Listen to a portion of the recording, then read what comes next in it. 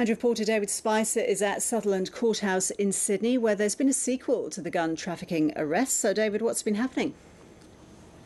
Well, Ros, a short time ago, the licensee of the Sylvania Waters Post Office had his case here before court. He's 30-year-old Andrew Botros, and he faced 7 charges, including intentionally importing weapons into Australia and also participation in a criminal gang. He did not appear in court. He was down in the cell and bail was formally refused. A 21-year-old man will also appear in court shortly. And David, what are the implications of this case? Well, they're very wide and extensive.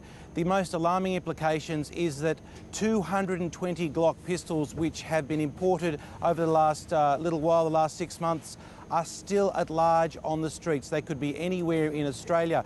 The police produced a picture here of the ammunition which they seized as part of the raid. But as far as the 220 Glock pistols, which were imported by this racket, police allege that all but 1 are still on the streets. And David, what's to stop anyone else trying the same way of importing weapons? Well, essentially what Customs have conceded today is that they're very vulnerable. There are millions of parcels that come into Australia. They can't check all of them. They need specific intelligence and to look at a particular business plan. In this case, they got the weapons through by dismantling them, putting them into parcels and labelling them as parts of plastic.